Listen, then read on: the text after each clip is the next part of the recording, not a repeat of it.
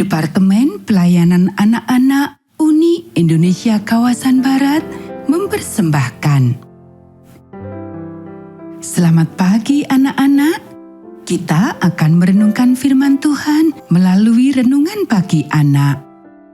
Menjadikan Allah yang pertama.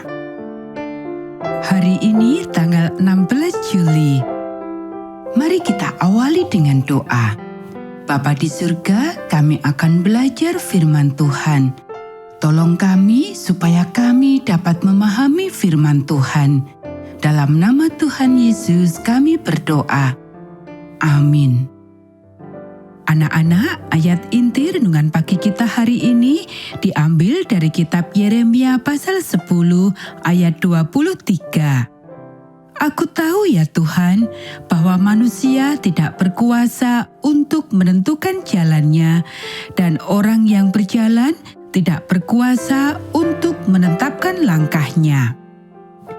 Betapa banyak kita sebagai manusia membutuhkan petunjuk.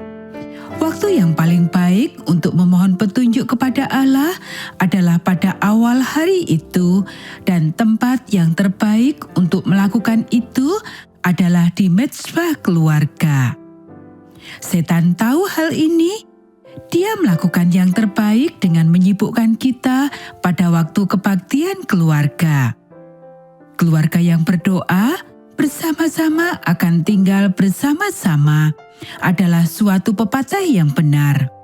Dan tahukah kamu apa yang terjadi pada keluarga yang tidak berdoa bersama? Kamu akan mendapatkan jawabannya dalam ayat 25.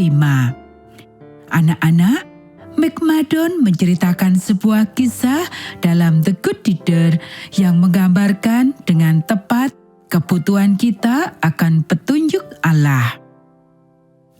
Albert yang berusia 15 tahun tinggal di sebuah perumahan kecil di Newfoundland di dekat Samudra Pasifik.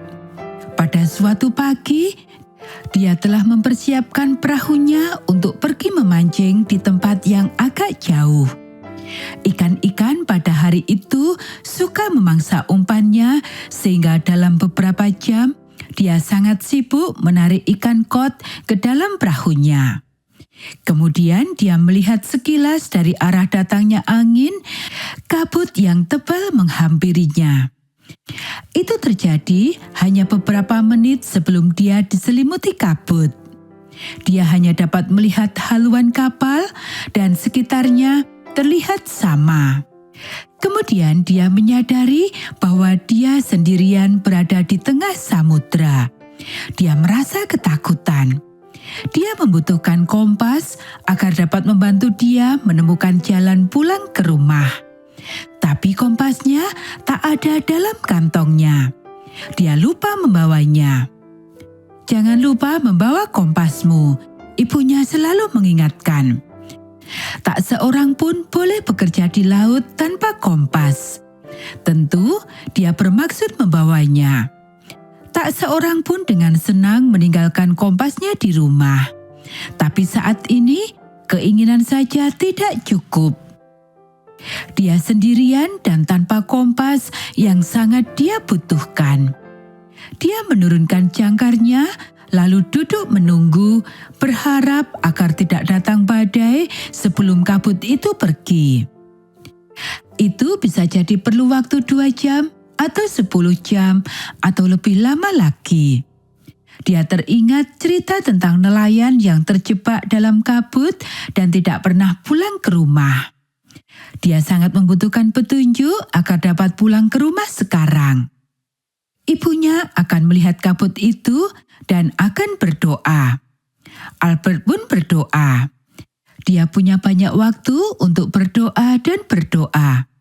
Kemudian dia berdoa lagi, dan apa yang terlihat? Apakah benar yang terjadi? Sekarang dia dapat melihat haluan lebih jelas, dan kabut itu sedang terangkat. Akhirnya dia dapat melihat garis pantai. Hari masih siang. Dia kayu dan kayu perahunya, dan akhirnya selamat sebelum malam tiba. Sejak saat itu, Dia tidak pernah lagi ketinggalan kompasnya. Yang pertama kali disediakan sebelum berangkat memancing adalah kompas. Dan sebelum mendorong perahunya ke laut, dia periksa lagi apakah ada kompas dalam kantongnya. Anak-anak, keinginan yang baik tidaklah cukup. Pastikan kamu menyerahkan segenap jalanmu kepada Tuhan dan mendapatkan petunjuk setiap pagi.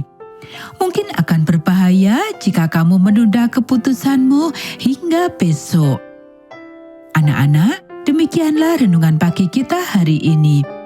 Mari kita akhiri dengan doa. Bapa di surga, terima kasih kami sudah belajar firman Tuhan.